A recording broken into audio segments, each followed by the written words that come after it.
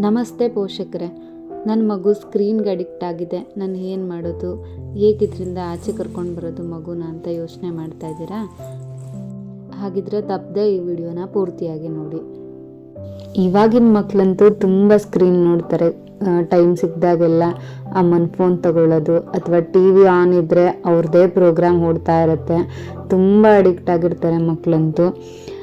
ನಾವು ಪೋಷಕರು ಅರ್ಥ ಮಾಡ್ಕೊಬೇಕಾಗಿರೋದು, ಯಾಕೆ ಮಗು ಇಷ್ಟೊಂದು ಟಿ ವಿ ನೋಡುತ್ತೆ, ಇಷ್ಟೊಂದು ಫೋನ್ ನೋಡುತ್ತೆ, ಹೊರಗೆ ಆಟ ಆಡಲ್ಲ, ಯಾಕೆ ಬೇರೆ ಆ್ಯಕ್ಟಿವಿಟಿ ಯಾಕೆ ಮಾಡ್ತಾ ಇರಲ್ಲ, ಮಾತೆಲ್ಲ ಯಾಕೆ ಕೇಳ್ತಾ ಇರಲ್ಲ ಅಂತಲೂ ಅರ್ಥ ಮಾಡ್ಕೋಬೇಕು. ಯಾಕೆ ಅಂತಂದರೆ ಟಿ ವಿ ಫೋನ್ ಆ ಥರ ಈ ಸ್ಕ್ರೀನ್ಸ್ ಎಲ್ಲ ನೋಡುವಾಗ ಆ ಮಕ್ಕಳು ದೇಹದಲ್ಲಿ ಡೋಪಮೈನ್ ಹಾರ್ಮೋನ್ ರಿಲೀಸ್ ಆಗ್ತಾ ಇರುತ್ತೆ.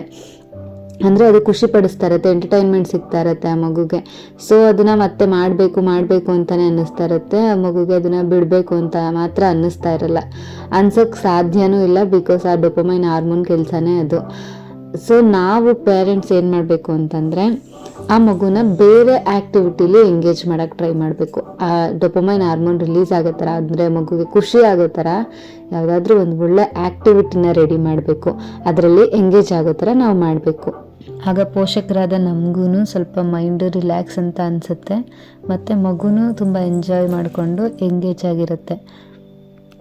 ಎಂಗೇಜ್ ಆಗಿರೋದಷ್ಟೇ ಅಲ್ಲದೆ ಮಗುಗೆ ಈ ಥರ ಆ್ಯಕ್ಟಿವಿಟೀಸ್ನ ನಾವು ಮಾಡಿಸೋದ್ರಿಂದ ಮಗು ಬ್ರೈನ್ ಡೆವಲಪ್ಮೆಂಟ್ಗೆ ತುಂಬ ಉಪಯೋಗ ಆಗುತ್ತೆ, ಮತ್ತು ಮೋಟಾರ್ ಸ್ಕಿಲ್ಸ್ ಎಲ್ಲ ಡೆವಲಪ್ ಆಗುತ್ತೆ, ಮತ್ತು ಕಮ್ಯುನಿಕೇಷನ್ ಸಹ ತುಂಬ ಚೆನ್ನಾಗಿ ಇಂಪ್ರೂವ್ ಆಗುತ್ತೆ. ಮನೆಯಲ್ಲೇ ಅವರು ಫಸ್ಟು ಎಲ್ಲನೂ ಕಲಿಬೇಕಾಗಿರೋದ್ರಿಂದ ನಾವು ಪೋಷಕರು ಮಗು ಜೊತೆ ತುಂಬ ಕಾನ್ವರ್ಸೇಷನ್ ಮಾಡೋದ್ರಿಂದ ಮಗುಗೂ ಎಲ್ಲನೂ ಬೇಗ ಕಲಿತಾ ಹೋಗುತ್ತೆ.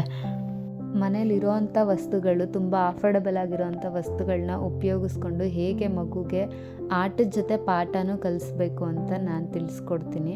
ಇಷ್ಟ ಆದರೆ ದಯವಿಟ್ಟು ಲೈಕ್ ಮಾಡಿ, ಸಬ್ಸ್ಕ್ರೈಬ್ ಆಗಿ ನಿಮಗೆ ಈ ಥರ ಟಿಪ್ಸ್ ಬೇಕು ಮತ್ತು ಅಂತ ಅನಿಸಿದ್ರೆ.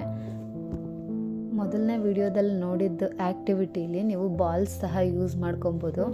ನಾನು ತಕ್ಷಣ ಏನು ಸಿಕ್ತೋ ಅದರಲ್ಲೇ ಆಟ ಆಡಿಸಿದ್ದೀನಿ. ಮತ್ತು ಸೆಕೆಂಡ್ ವಿಡಿಯೋದಲ್ಲಿ ಪಾಂಪಾಮ್ ಬಾಲ್ಸ್ನ ಯೂಸ್ ಮಾಡ್ಕೊಬೋದು. ನಾನು ಜಸ್ಟ್ ತೋರಿಸ್ಲಿಕ್ಕೆ ಈಸಿಯಾಗಿ ಇರುತ್ತೆ ಅಂತ ಹೇಳ್ಬಿಟ್ಟು ಕಾಟನ್ನ ತೊಗೊಂಡು ಬಾಲ್ ಮಾಡಿ ಅದರಲ್ಲಿ ಆ್ಯಕ್ಟಿವಿಟಿ ಮಾಡಿದ್ದೀನಿ. ಅದಕ್ಕಿಂತ ನೀವು ಪಾಂಪಾಮ್ ಬಾಲ್ ಯೂಸ್ ಮಾಡಿದ್ರೆ ಇನ್ನೂ ತುಂಬ ಚೆನ್ನಾಗಿರುತ್ತೆ. ತಕ್ಷಣ ಅದು ಶಾಪ್ಗೆ ಹೋಗಿ ಪರ್ಚೇಸ್ ಮಾಡಬೇಕಾಗಿರೋದ್ರಿಂದ ಮನೇಲಿ ಸೆಲ್ಲೋ ಟೇಪ್ ಇದ್ದೇ ಇರುತ್ತೆ, ಅದರಲ್ಲಿ ಕಾಟನ್ನು ಸಹ ಇರುತ್ತೆ. ಸೊ ಈಸಿಯಾಗಿ ಸಿಗುತ್ತೆ ಅನ್ನೋ ಒಂದೇ ರೀಸನ್ಗೆ ನಾನು ಕಾಟನಲ್ಲಿ ಮಾಡಿ ತೋರಿಸಿದ್ದೀನಿ. ಮತ್ತು ನನ್ನ ಮಗುನೂ ತುಂಬ ಎಂಜಾಯ್ ಮಾಡ್ಕೊಂಡು ಆಟ ಆಡಿದ್ದಾಳೆ. ಈ ಆ್ಯಕ್ಟಿವಿಟಿಯಿಂದ ಮಗುಗೆ ರೈಟ್ ಹ್ಯಾಂಡ್ ಮತ್ತು ಲೆಫ್ಟ್ ಹ್ಯಾಂಡ್ ಅನ್ನೋ ಕಾನ್ಸೆಪ್ಟು ತಲೆಗೆ ಬರುತ್ತೆ. ನಾವು ರೈಟ್ ಹ್ಯಾಂಡಿಂದ ತೆಗೆದುಕೊಡಮ್ಮ, ಲೆಫ್ಟ್ ಹ್ಯಾಂಡಿಂದ ತೆಗೆದುಕೊಡಮ್ಮ ಅಂತ ಕೇಳುವಾಗ ಮಗುಗೆ ಇದು ರೈಟ್ ಹ್ಯಾಂಡ್, ಇದು ಲೆಫ್ಟ್ ಹ್ಯಾಂಡ್ ಅಂತ ಅರ್ಥ ಆಗುತ್ತೆ. ಅಷ್ಟೇ ಅಲ್ಲದೆ ಒಂದೇ ಟೈಮಲ್ಲಿ ಎರಡೂ ಕೈನೂ ಉಪಯೋಗಿಸ್ಕೊಂಡು ಒಂದು ಆ್ಯಕ್ಟಿವಿಟಿನ ಮಾಡುತ್ತೆ ಮಗು. ಸೊ ಕಾನ್ಸಂಟ್ರೇಷನ್ನು ಚೆನ್ನಾಗಾಗುತ್ತೆ, ಮಗು ತುಂಬ ಎಂಜಾಯ್ ಮಾಡುತ್ತೆ.